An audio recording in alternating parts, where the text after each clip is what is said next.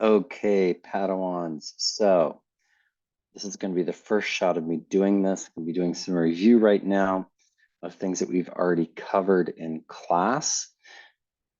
I was going to have all kinds of fun, awesome music. We were going to have this super sweet intro. I don't have time for that. It's also not working really well. So we're just going to get to it. All right. Um, Yes. And what's most important is I'm going to make sure, or the goal is for you to make sure that you can remember what we've covered in class. So this was information that we covered last Friday, or the Friday before last, rather, the 29th, and then Monday of last week. Um, we're looking at, again, democratic systems of government, and we're going to go through key terms related to comparative government and politics. When we went through this information, it was from the reading. We checked out a video that expanded definitions of political theory with empirical versus normative statements and theory, correlation versus causation, and quantitative versus qualitative data. All right. We also covered civil society, informal politics, and political institutions. Here we go. Empirical versus normative. Empirical statements where you describe what is in the social and political world, but without evaluating it.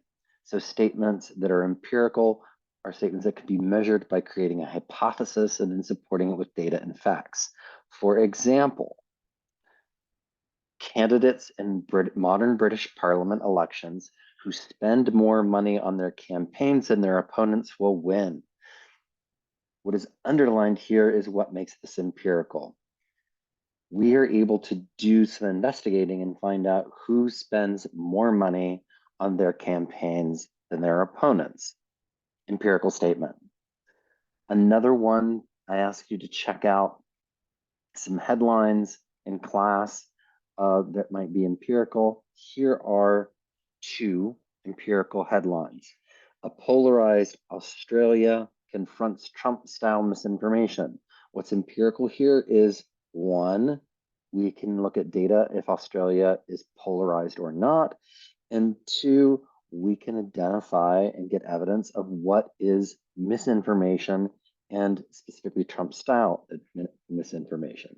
Now, there could be bias, there can be opinion here, but we still can go into the article and find facts that will support an argument. Therefore, empirical statement. Another one, in a Russian port city, severed from the sea, young sailors feel adrift. So what makes this empirical is we will be able to hopefully read the article and get information about how young sailors in this Russian port city feel. I put the links, they'll be in the Google slide deck. If you want to check those out, I strongly suggest that any links I put up, you do click on in the Google slide deck and read over at some point. Maybe not necessarily these articles, but the videos and other information definitely. All right, so I did put up the video. If you do watch the video on empirical versus normative, for empirical, please only watch between about 8 minutes and 15 minutes. Empirical political theory. This was a place that many folks felt a little confused on. So I wanted to clarify this, okay? Empirical political theory is we are taking the idea of empirical statements and then applying that to how we look at politics. So it's a theory of how we approach analyzing political systems and politics.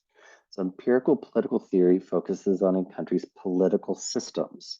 That means we're looking at political structure, political institutions, political processes as they are able to be observed. So this isn't how we would like these systems to be. It's not a projection of an ideal system. This literally is where our political systems right now in this country. So empirical political theory is descriptive. It's kind of like having a scientific observation of what we see happening within a specific political structure. The goal is to find specific real life examples and specific real life solutions to social and political problems. This has been the way that political science has been approached since the 1940s. So after World War II, you might want to think about, well, how did World War II change the way that people needed to approach politics? Keep in mind, there's still going to be aspects of political culture or democratic norms that still show up when we're looking at political systems empirically or applying empirical political theory. We'll be doing this all year. We can't talk about values, opinions, and ideas, norms, without pulling those away from the political systems that they're embedded in. So a whole lot of the comparisons that we will look at between countries this year will be based on empirical political theory. Some examples of empirical political theory would be comparing the positive and negative effects of the Iranian electoral system and the Mexican electoral system on democratic norms. So we can examine both of the electoral systems, Iranian and Mexican, and then look for evidence of specific democratic norms and how those are impacted by the way the systems are structured. Normative, value judgments only. They frequently contain words like should not, should, better, or worse. Here are some examples of normative statements that would be a normative political statement and then some normative headlines. So here's a normative one about the UK. The National Health Service, the NHS, in the UK would function worse under a Labour government.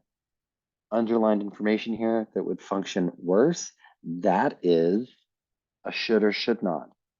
It is giving a value judgment about what could happen under a specific political party, the Labour Party in the UK, controlling the government. A couple of other examples here. China's President Xi Jinping should not have accepted an extended term as executive in 2023. Again, normative. This is not just opinion, but it's a value judgment about what it means to be an executive leader in China. Some headlines and the links are going to be in the Google slides.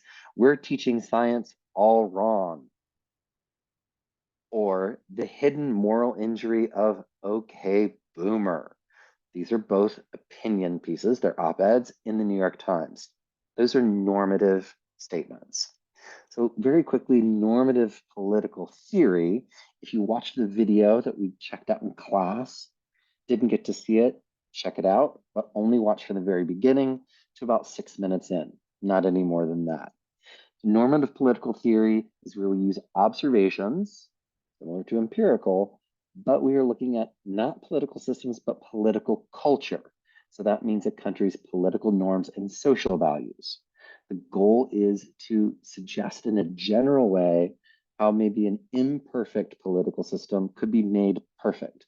So normative political theory is what is described as a prescriptive theory because it's offering solutions, kind of like a doctor's prescription. The goal with this is to have a harmonious political system in society. We talked about this in class. Enlightenment thinkers fall under this category. That means the United States, our government, was founded with these normative idealistic goals. And use this example in class. It's like the preamble to the US Constitution. We, the people of the United States, in order to form a more perfect union, establish domestic tranquility, provide for the common defense. We have all these wants. It's like a wish list, but it's still just an ideal that we're going to work toward. So it's almost a little utopian in a way. But if you think about it, you want to start a country on some hope, and Enlightenment thinkers were coming from that place of changing the world with new approaches to government. This is Rousseau, the social contract. This is Locke and his concept of natural rights that hopefully you remember from Global 1 and 2 and or 3 or 4. Okay. Correlation versus causation. The link is in the Google slide deck to a quick video that's really awesome. I would check it out if you're confused on correlation versus causation. To review, causation is that one event is the result of the occurrence of the other, that they're causatively linked. A correlation just means that one variable is not the cause of the change in the other variable. Political science and what we will be doing this entire year, again, as a reminder, we'll be using observations to hypothesize a correlation and possibly propose a causation between political structures, political culture, and political behavior. We'll be linking those three things together. Lastly, quantitative versus quantitative data. Qualitative data, open-ended survey responses, interview transcripts, observational notes. So if we're asking people to explain their ideas or thought, an opinion about politics or about government, that is open-ended. It's not yes, no. It's not providing information on a scale from 1 being very little, 5 being a great deal. That is quantitative. Qualitative, more open-ended survey or some kind of observations that we make. Quantitative, that's what we'll look at the most this year, that shiny charts and graphs, numerical survey responses, test scores, website traffic data. Folks, what we do in class, when I'm asking questions that have a yes, no, and getting that data, that is quantitative. All right, so this is to keep in mind moving forward, especially in another week or so, once we continue to look at, we're going to be continuing to look at more data and charts. Always look at the title, the data information, and the sources that are included with that infographic or on the website, wherever we're looking at that information, because we want to be able to identify what's qualitative and what's quantitative. And for our classes and our purposes, looking at government structures and systems, quantitative is typically going to be the way that we're going to want to go. But if we need to know about a country's political culture, how people view changes in their country, there might be some more qualitative information that we look at. All right, civil society. So quickly run through civil society. Civil society or CSOs. Talked about the shortening or the abbreviation in class. Civil society are organizations that are not directly associated with the government that link people and the government together. They form a bridge between groups of citizens and the structures of government and the functions of government. There's another word for this that I want you to keep in mind, and that is linkage institutions. We will be coming back and looking at and defining more linkage institutions as we continue throughout the year.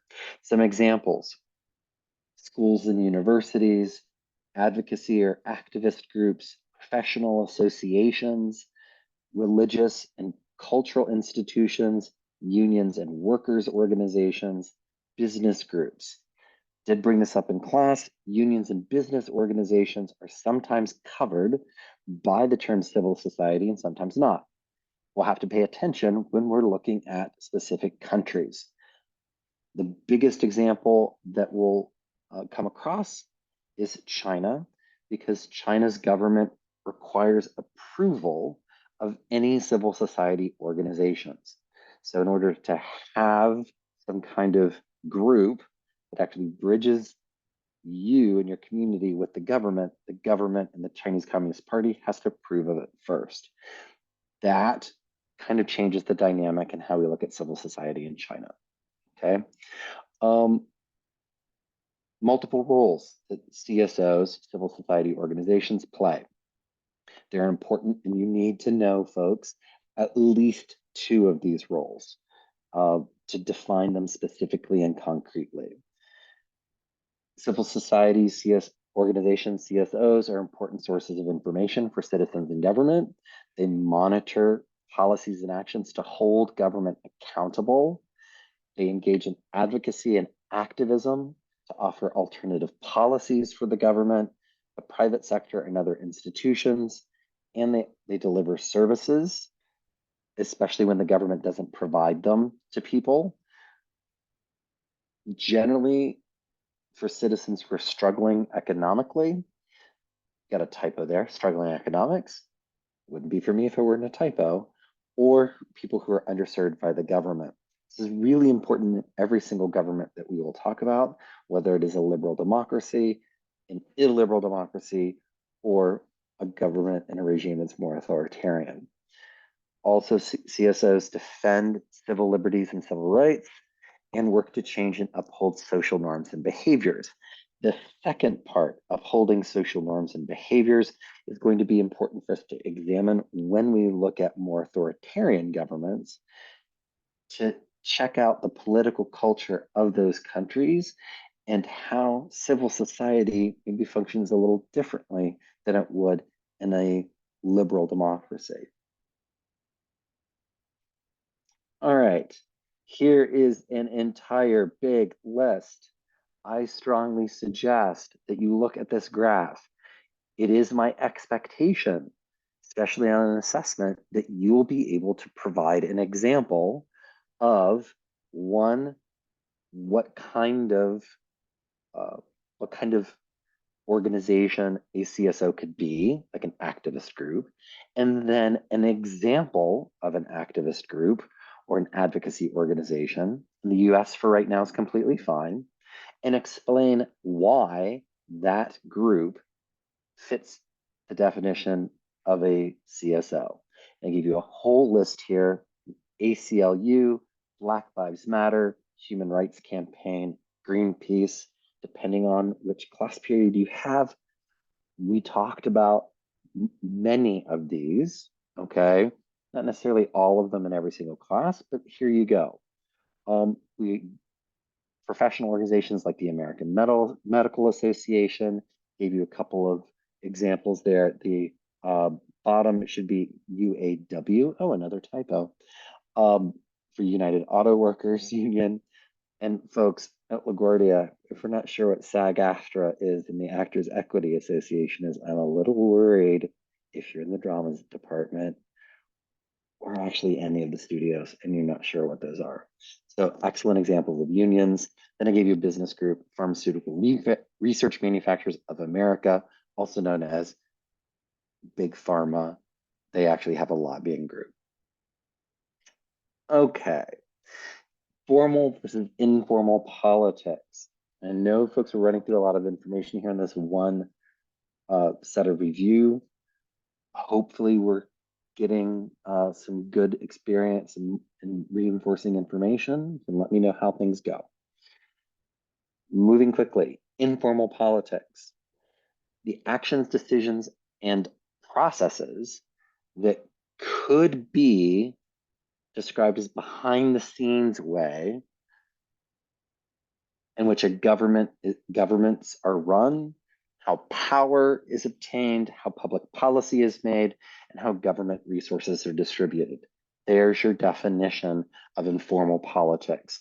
Notice it's got about 4 different parts: governments being run, power, public policy being made, and resources being allocated. Resources can be money, taxes, they also can be physical resources. Informal politics are where politicians operate outside of their formal powers. It was in an initial deck, it talked about the under the table politics. Much more clear way to describe this is operating outside of the formal powers that politicians might have granted to them by a constitution. Informal politics, another aspect, is this is where the values, beliefs, and actions of ordinary citizens actually have an impact on policy making. You cannot have civil society organizations and not have informal politics. That's actually what CSOs do. It's informal, it's not written down in a grounding document, again, like a constitution. This is where it's very important for governments to maintain support and political legitimacy. Political legitimacy, remember the definition, is a government Political legitimacy is when the citizens support the actions of the government and the regime they live in. These aspects of political culture, put this on the board, are part of a country's political culture. So some new terms here, just to run through them. And these are what you want to ground in your brain. Political legitimacy, the citizen's acceptance of a government's authority, right to rule, exercise power, and create public policy. Legitimacy is all of those things. If you really want to nail the definition, authority, right to rule, exercise power, create policy. Political legitimacy can be confirmed with a democratic election as much as a lack of resistance to an authoritarian government policy. Just because I don't like something doesn't mean that the government's not legitimate if I'm not fighting back against my government. When accepting authoritarian regime, that can be viewed as legitimizing it. Political culture, definition, collection of political beliefs, values, practices, and institutions that government is based on. Again, normative. This is a little extra added nerdy information, okay? You can click the link and find out more about Lucian Pye, but this political scientist, American, described and defined political culture as the composite, the grouping of basic values, feelings, and knowledge that underlie the political process. Political culture, informal politics showing up in civil society. So the building blocks of political culture are literally the way that people feel about and how they believe in their government. We're looking at this in many different ways in many different countries. All right, informal politics. Informal politics is the gap between what the government's public policies are and what those policies' stated intentions are. Okay, we did a couple examples of this in class, but I just wanted to again run through the why and remind you of those. So why is there this gap? Some groups of people benefit from public policies more than others. Some groups have more influence based on wealth, education, ethnic background, cultural influence, or even historical connection to government. Some examples of this, and this is the one that we used in class. Politically connected logging companies slow down the process of implementing policy to protect rainforests.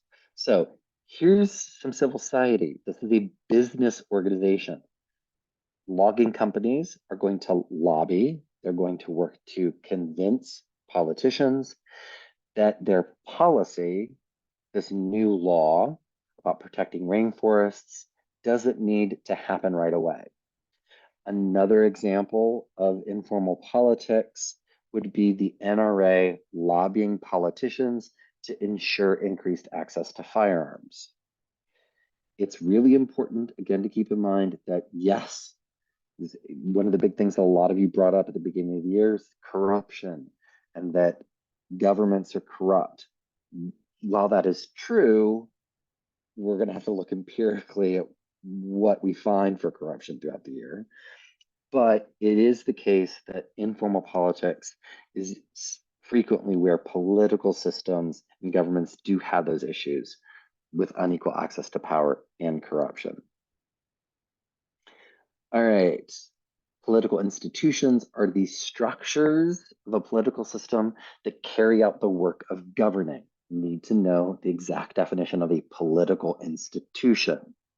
You might want to think about the examples that we've talked about, because political institutions then are going to be formal politics, specific structures. We look at this through a structural functional approach in our class. I introduced you to that. That's the idea that we look at the structures that exist in the political system and the role that those structures play. What do the political institutions do? Be careful.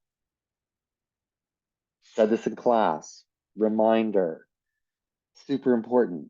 Just because we see the same kinds of political institutions in many different countries with sometimes the same names, that does not mean that those political institutions have the same functions in all of the political systems that we compare with one another.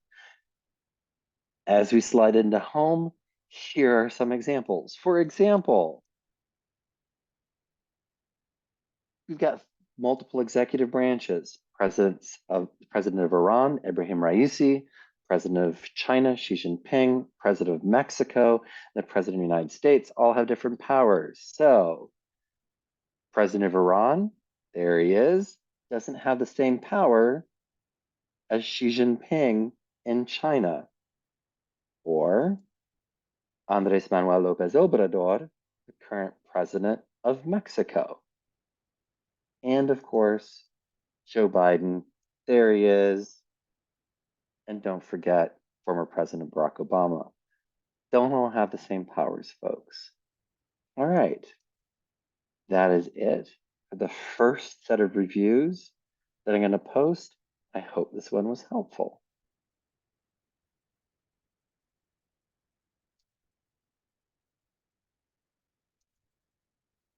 And I'm trying to stop the recording. There we go.